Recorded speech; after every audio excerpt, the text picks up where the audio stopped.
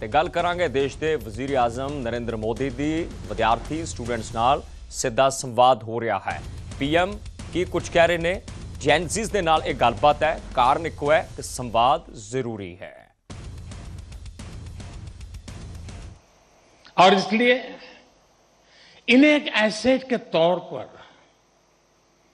यहां से लेकर के निकलना, भूल मत जाना, छोड़ मत जाना, साथ ले जाना। मेरा सुझाव होगा कि जाते जाते यहां के हर सदस्य मिलकर के जाइए और आप कहीं भी रहें, कोशिश करिएगा ये रिश्ता हमेशा हमेशा ताजा बना रहे। साथियों, आज आप ऐसे समय में इस इंस्टीट्यूट से निकल रहे हैं जब दुनिया बहुत तेजी से बदल रही है। आज दुनिया की स्ट्रेटेजिक इक्वेशन बहुत तेजी से बदल रही है। ग्लोबल पावर बैलेंस भी प्रतिपल बदल रहा है और इसके पीछे सबसे बड़ी फोर्स है टेक्नोलॉजी की स्पीड। आज कोई भी निश्चित रूप से नहीं कह सकता कि अगले 20-30 वर्षों की दुनिया कैसी होगी। लेकिन साथियों, जब जब बदलाव का दौर आता है तब तब चुनौतियां भी आती है और नए अवसर भी पैदा होते हैं। दुनिया बदलेगी, टेक्नोलॉजी भी बदलेगी, इंडस्ट्रीज बदलेगी, प्रोफेशंस भी बदलेंगे, लेकिन इन सब के बीच मेरी बात याद रखिएगा, जो सीखेगा वो जीतेगा।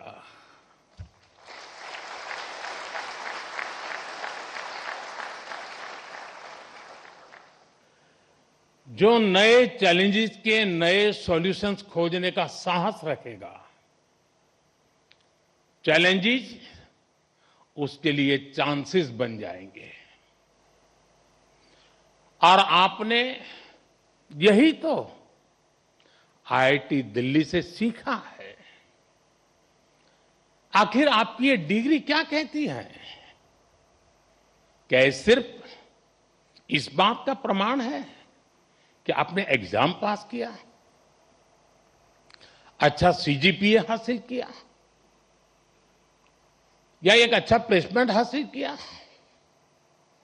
निश्चित रूप से इन सब का अपना महत्व है, लेकिन मुझे लगता है आपकी डिग्री दुनिया को ये बताती है कि आप कठिन समस्याओं का समाधान करना जानते हैं।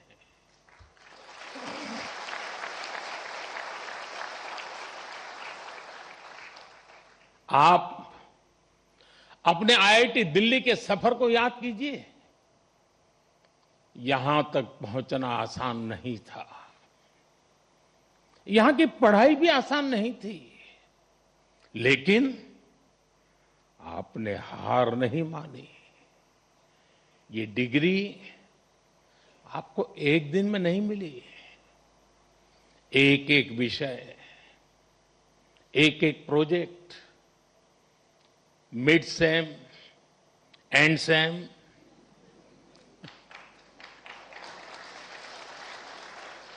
इन्हीं छोटे छोटे कदमों ने आपको यहां तक पहुंचाया है। जीवन भी इसी सिद्धांत पर चलता है। जब कभी कोई चुनौती बहुत बड़ी लगे तो उसे घबराइए मत, उसे छोटे छोटे हिस्सों में बांट दीजिए। आपने खुद देखा है कैसे लैब में कोई प्रॉब्लम डेड एंड तक यानी लगने लग देश के प्रधानमंत्री संबोधन कर रहे ने। इस विचाले प्रधानमंत्री और अकाली दल के प्रधान सुखबीर सिंह बादल के विचाले मुलाकात हुई तो सुखबीर सिंह बादल बड़े एक्टिव हो गए ने। उन्होंने मीटिंग सद ली है, तुरंत प्रभाव के नाल तमाम मैंबर सदे गए ने। तमाम साबका वजीर और साबका विधायक अकाली दल के हल्का इंचार्जां तक का जिक्र होया और पीएम के नाल मुलाकात तो बाद राजधानी दे विच वड्डी बैठक मनी जा रही है। सुखबीर सिंह बादल की अगवाई दे विच ये गलबात होएगी। आखिरकार किहड़े विषय ते गलबात होएगी, की बीजेपी गठजोड़ ते गलबात होएगी?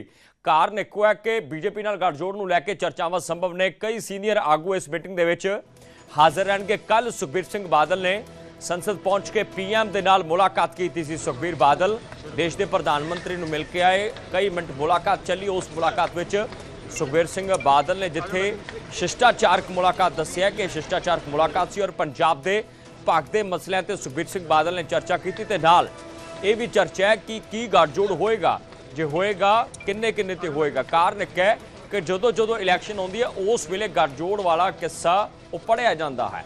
2024 के जनरल इलैक्शन हुए उस वेले भी कई अकाली लीडर कहते हैं कि 6-7 के नाल समझौता हो रहा सी, भाव के 45-55 की गल अक्सर अकाली दल की लीडरशिप कहती रही है। पर सवाल वड्डा है कि अकाली दल की हुण तक कमिटमेंट से कि जे बीजेपी कोई वड्डे मसलिਆਂ ਨੂੰ हल कर दे, बंदी सिखां ਨੂੰ हल कर दे, राजधानी के मसलिਆਂ ਦੇ पंजाबी बोलते इलाकों के कुछ दे दे, फिर समझौते होने सुभाविक ने। क्योंकि बीजेपी के नाल कोई मनभेद अकालियों का नहीं है, कोई मनभेद अकालियों का नहीं है। मतभेद जरूर हो सकता है। फार्मर एजीटेशन तो बाद 3 खेतीबाड़ी कानून जिहड़े आ भारत की सरकार लैके उस विषय पर लोक सभा दे विच खड़ के बतौर सांसद जिहड़ा वो अस्तीफा अनाउंस सुखबीर बादल ने हरसिमरत कौर बादल का कीता सी। इस खबर ते विनेश कटारिया जुड़े ने। विनेश, देखो ये चर्चावां तो 2024 दे विच भी चलदियां सी, उस तो पहलां भी चलदियां ने, पर इन्हां चर्चावां दा कोई हल हीला है जां तन पतन लगेगा, सिर्फ चर्चा बन के रह जाएगी? कृष्ण देखो 2024 ਵਿੱਚ ਤਾਂ ਪ੍ਰੋਪਰ ਗੱਲਬਾਤ ਸ਼ੁਰੂ ਹੋਈ ਸੀਗੀ जी। ਸੀਟ ਸ਼ੇਅਰਿੰਗ ਦਾ ਫਾਰਮੂਲਾ ਸ਼ੇਅਰ ਹੋਇਆ ਸੀ ਜਦੋਂ ਵੋਟਾਂ ਹੋਈਆਂ ਸੀਗੀਆਂ। ਬਕਾਇਦਾ ਜੇਪੀ ਨੱਡਾ ਨੇ ਸੁਖਬੀਰ ਸਿੰਘ ਬਾਦਲ ਨੂੰ ਕਾਲ ਕੀਤਾ ਸੀ। ਇਹ ਸਾਰੀਆਂ ਗੱਲਾਂ ਪਬਲਿਕ ਡੋਮੇਨ ਵਿੱਚ ਹੈ। ਪਰ ਜਦੋਂ ਫਾਰਮੂਲਾ ਸਿਰੇ ਨਹੀਂ ਚੜ ਸਕਿਆ ਸੀ, ਪੰਜਾਬ ਬੀਜੇਪੀ ਦੇ ਪ੍ਰਧਾਨ ਸੁਨੀਲ ਜਾਖੜ ਨੇ ਆ ਕੇ ਔਨ ਰਿਕਾਰਡ ਅਨਾਉਂਸ ਕੀਤਾ ਸੀਗਾ ਕਿ ਜਿਹੜਾ ਸੀਟ ਸ਼ੇਅਰਿੰਗ ਦਾ ਫਾਰਮੂਲਾ ਨਹੀਂ ਅਨਾਉਂਸ ਹੋ ਸਕਿਆ, ਨਹੀਂ ਸਿਰੇ ਚੜ ਸਕਿਆ ਤੇ ਅਸੀਂ ਕੱਲੇ ਮਿਲ ਕੇ ਚੋਣ ਲੜਾਂਗੇ। ਤੇ ਇਹ ਸਾਰਾ ਕੁਝ ਔਨ ਰਿਕਾਰਡ ਸੀਗਾ, ਪ੍ਰੋਪਰ ਗੱਲਬਾਤ ਹੋਈ ਸੀਗੀ। ਹੁਣ ਕੱਲ ਸੁਖਬੀਰ ਸਿੰਘ ਬਾਦਲ ਜਦੋਂ ਤੋਂ ਪੀਐਮ ਮੋਦੀ ਨੂੰ ਮਿਲ ਕੇ ਆਏ ਹੈ ਤੇ ਚਰਚਾ ਇਹੀ ਗਰਮ ਹੈ ਕਿ ਹੁਣ ਜਦੋਂ ਇੱਕ ਪਾਰਟੀ ਦਾ ਪ੍ਰਧਾਨ ਤੇ ਦੂਜੀ ਪਾਰਟੀ ਦਾ ਸਭ ਤੋਂ ਕਦਾਵਰ ਲੀਡਰ ਤੇ ਦੇਸ਼ ਦਾ ਪ੍ਰਧਾਨ ਮੰਤਰੀ ਉਹ ਜਦੋਂ ਦੋਨੋਂ ਆਪਸ ਵਿੱਚ ਮਿਲੇ ਹੈ ਤਾਂ ਸੁਭਾਵਿਕ ਹੈ ਕਿ ਗੱਠਜੋੜ ਨੂੰ ਡਿਨਾਈ ਨਹੀਂ ਕੀਤਾ ਜਾ ਸਕਦਾ। ਤੇ ਜਿੱਥੋਂ ਤੱਕ ਗੱਲ ਕਰੀਏ ਅੱਜ ਦੀ ਮੀਟਿੰਗ ਦੀ, ਇਹ ਮੀਟਿੰਗ ਕੱਲ ਹੋਣ ਵਾਲੀ ਸੀ। ਕੱਲ ਸੁਖਬੀਰ ਸਿੰਘ ਬਾਦਲ ਨੇ ਮੀਟਿੰਗ ਸੱਦੀ ਹੋਈ ਸੀ ਸੀਨੀਅਰ ਲੀਡਰਸ਼ਿਪ ਦੀ ਤੇ ਕੁਝ ਹਲਕਾ ਇੰਚਾਰਜਾਂ ਦੀ। ਪਰ ਸੁਖਬੀਰ ਸਿੰਘ ਬਾਦਲ ਨੂੰ ਅਚਾਨਕ ਦਿੱਲੀ ਜਾਣਾ ਪੈ ਗਿਆ ਕਿਉਂਕਿ ਸੱਦਾ ਆ ਗਿਆ ਸੀਗਾ ਕਿ ਪ੍ਰਧਾਨ ਮੰਤਰੀ ਮੋਦੀ ਮਿਲਣਾ ਚਾਹੁੰਦੇ ਹੈ। ਇਸ ਕਰਕੇ ਉਹ ਮੀਟਿੰਗ ਅੱਜ ਲਈ ਪੋਸਟਪੋਨ ਹੋ ਗਈ ਸੀ। ਅੱਜ ਸਾਰੀ ਜਿਹੜੀ ਲੀਡਰਸ਼ਿਪ ਹੈ ਉਹ ਸੁਖਬੀਰ ਸਿੰਘ ਬਾਦਲ ਦੀ ਸੈਕਟਰ 9 ਵਾਲੀ ਕੋਠੀ ਵਿੱਚ ਪਹੁੰਚ ਚੁੱਕੀ ਹੈ। ਉੱਥੇ ਮੀਟਿੰਗ ਦਾ ਦੌਰ ਜਾਰੀ ਹੈ। ਪਰ ਮੀਟਿੰਗ ਇਸ ਲਈ ਕ੍ਰੂਸ਼ੀਅਲ ਹੈ ਕਿਉਂਕਿ ਕੱਲ ਪੀਐਮ ਮੋਦੀ ਨੂੰ ਮਿਲ ਕੇ ਆਏ ਹੈ। ਅਲਾਈਅੰਸ ਦੀ ਚਰਚਾ ਚੱਲ ਰਹੀ ਹੈ। ਇਸ ਤੋਂ ਇਲਾਵਾ ਜੇ ਅਲਾਈਅੰਸ ਹੋਊਗਾ ਕਿੰਨੀਆਂ ਸ਼ਰਤਾਂ ਤੇ ਹੋਊਗਾ, ਕਿੰਨੀਆਂ ਸੀਟਾਂ ਦੇਣੀਆਂ ਪੈਣਗੀਆਂ, ਇਹ ਸਾਰਾ ਚਰਚਾ ਦਾ ਵਿਸ਼ੂ ਹੈ। ਉਸ ਕਰਕੇ ਅਕਾਲੀ ਦਲ ਦੇ ਬਹੁਤ ਸਾਰੇ ਮੁੱਦੇ ਹੈ ਜਿਹੜੇ ਲਗਾਤਾਰ ਤੁਰਕੀਆਂ ਵਿੱਚ ਚੱਲ ਰਹੇ ਆ। ਭਾਵੇਂ ਬੰਦੀ ਸਿੱਖਾਂ ਦਾ ਮੁੱਦਾ ਹੋਵੇ, ਭਾਵੇਂ ਗੁਰਦੁਆਰਿਆਂ ਦਾ ਮੁੱਦਾ ਹੋਵੇ, ਭਾਵੇਂ ਐਮਐਸਪੀ ਦਾ ਮੁੱਦਾ ਹੋਵੇ, ਭਾਵੇਂ ਕਰਤਾਰਪੁਰ ਲਾਂਘੇ ਦਾ ਮੁੱਦਾ ਹੋਵੇ, ਇਹ ਸਾਰੇ ਮੁੱਦੇ ਵੀ ਅਕਾਲੀ ਦਲ ਸ਼ੁਰੂ ਤੋਂ ਚਾਹੁੰਦਾ ਸੀਗਾ ਵੀ ਜੇ ਅਲਾਈਅੰਸ ਕਰਾਂਗੇ ਤਾਂ ਇਹਨਾਂ ਮੁੱਦਿਆਂ ਤੇ ਕੋਈ ਹੱਲ ਹੋਵੇ ਜਾਂ ਆਸ਼ਵਾਸਨ ਮਿਲੇ, ਉਸ ਤੋਂ ਬਾਅਦ ਹੀ ਗੱਠਜੋੜ ਹੋ ਸਕਦਾ ਹੈ। ਇਹ ਸਾਰੇ ਮੁੱਦਿਆਂ ਦੇ ਮੱਦੇਨਜ਼ਰ ਹੀ ਅੱਜ ਜਿਹੜੀ ਅਕਾਲੀ ਦਲ ਵੱਲੋਂ ਮੀਟਿੰਗ ਕੀਤੀ ਜਾ ਰਹੀ ਹੈ। ਇਹ ਸਾਰੇ ਮੁੱਦਿਆਂ ਦੀ ਤੇ ਕੱਲ ਪ੍ਰਧਾਨ ਮੰਤਰੀ ਮੋਦੀ ਨਾਲ ਕੀ ਗੱਲਬਾਤ ਹੋਈ, ਇਹ ਸਾਰੀ ਚਰਚਾ ਅੱਜ ਦੀ ਮੀਟਿੰਗ ਵਿੱਚ ਹੋਣ ਦੀ ਸੰਭਾਵਨਾ ਹੈ। जी कृष्ण, बिल्कुल, बहुत शुक्रिया अवनेश। तो अवनेश जानकारी दे रहे सी कि फिलहाल अज मीटिंग सदी गई है, यानी कि बड़ा क्रुशल टाइम है क्योंकि बीते दिन मुलाकात करके आए तो अज मीटिंग च तमाम सीनियर जी लीडरशिप है वो पहलों तो पहुंच गई है क्योंकि गठजोड़ को लैके क्यास ने कि आखिर बीजेपी और अकाली दल की गठजोड़ होएगा।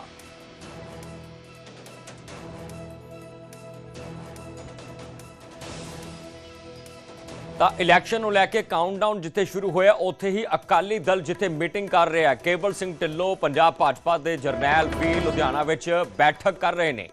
ਬੈਠਕ ਦੇ ਵਿੱਚ ਵੱਡੇ ਗਿਣਤੀ ਵਿੱਚ ਸੀਨੀਅਰ ਲੀਡਰ ਹਾਜ਼ਰ ਰਹਿਣਗੇ ਤੇ ਗੱਲਬਾਤ ਹੋਏਗੀ ਰਣਨੀਤਿਕ ਢਾਂਚੇ ਤੇ। ਮੀਟਿੰਗ ਦਾ ਜ਼ਿਕਰ ਹੋਇਆ ਤਾਂ ਮੀਡੀਆ ਨੂੰ ਦੂਰ ਰੱਖਣ ਦੀ ਗੱਲ ਕੀਤੀ ਗਈ ਹੈ ਕਿ ਮੀਟਿੰਗ ਦੇ ਵਿੱਚ ਮੀਡੀਆ ਨੂੰ ਦੂਰ ਰੱਖਿਆ ਗਿਆ। ਕਿਸੇ ਤਰੀਕੇ ਦਾ ਕੋਈ ਅਪਡੇਟ ਜਿਹੜਾ ਸਾਂਝਾ ਨਹੀਂ ਹੋਇਆ ਹੈ। ਸੀਕ੍ਰੇਟ ਮੀਟਿੰਗ ਕੇਵਲ ਸਿੰਘ ਢਿੱਲੋਂ ਦੀ ਹੈ ਔਰ ਬੀਜੇਪੀ ਦੇ ਆਫਿਸ ਦੇ ਵਿੱਚ ਇਹ ਮੀਟਿੰਗ ਹੋਈ ਹੈ। ਲੁਧਿਆਣਾ ਦੀ ਤਸਵੀਰ ਤੁਸੀਂ ਦੇਖ ਰਹੇ ਹੋ ਜਿੱਥੇ ਕਿ ਮੀਟਿੰਗ ਜਾਰੀ ਹੈ ਔਰ ਮੀਟਿੰਗ ਦੇ ਵਿੱਚ ਜਿਹੜਾ ਨਿਚੋੜ ਕੱਢਣ ਦੀ ਕੋਸ਼ਿਸ਼ ਹੋਏਗੀ ਕਿ ਆਖਰਕਾਰ ਕਿਸ ਤਰੀਕੇ ਦੇ ਨਾਲ ਜਿਹੜਾ ਜਥੇਬੰਦਕ ਢਾਂਚਾ ਬਣਾਇਆ ਜਾਏ। ਹਾਲਾਂਕਿ ਕੇਵਲ ਸਿੰਘ ਢਿੱਲੋਂ ਨੂੰ ਬੀਤੇ ਦਿਨ ਹੀ ਇਹ ਸਵਾਲ ਪੁੱਟ ਕੀਤਾ ਗਿਆ ਕਿ ਢਿੱਲੋਂ ਸਾਹਿਬ ਕੀ ਗੱਠਜੋੜ ਹੋਏਗਾ। ਢਿੱਲੋਂ ਕੇਵਲ ਸਿੰਘ ਦਾ ਇਹ ਸਪਸ਼ਟ ਜਿਹੜਾ ਉਹ ਰੁਖ ਸੀ ਕਿ ਦੇਖੋ 117 ਸੀਟਾਂ ਤੇ ਬੀਜੇਪੀ ਆਪਣੀ ਤਿਆਰੀ ਕਰ ਰਹੀ ਹੈ। ਹਾਂ ਵੱਡੀ ਗੱਲ ਹੈ ਕਿ ਹਿੰਦੂ ਬਹੁਲ ਇਲਾਕੇ ਜਿੱਥੇ ਜ਼ਿਆਦਾ ਹਿੰਦੂ ਭਾਈਚਾਰੇ ਦਾ ਦਬਦਬਾ ਹੈ ਉੱਥੇ ਬੀਜੇਪੀ ਕਾਫੀ ਸਟਰੋਂਗ ਹੈ, ਖਾਸ ਕਰਕੇ ਸ਼ਹਿਰਾਂ ਦੇ ਵਿੱਚ। ਪਰ ਇਕੱਲੀ ਬੀਜੇਪੀ ਔਰ ਇਕੱਲੇ ਅਕਾਲੀ ਦਲ ਕੀ ਆਪਣੇ ਲੈਵਲ ਤੇ ਜਿੱਤ ਸਕਦੇ ਆ। ਬੀਜੇਪੀ ਦਾ ਮੰਥਨ ਕਿਸ ਲਿਹਾਜ਼ ਨਾਲ ਦੇਖਿਆ ਜਾਏ। ਰਾਜਿੰਦਰ ਅਰੋੜਾ ਮੇਰੇ ਸਹਿਯੋਗੀ ਜੁੜੇ ਨੇ। ਰਾਜਿੰਦਰ, ਬੜੀ ਸੀਕ੍ਰੇਟ ਮੀਟਿੰਗ ਕਿਉਂ ਮੰਨੀ ਜਾ ਰਹੀ ਹੈ ਇਹ?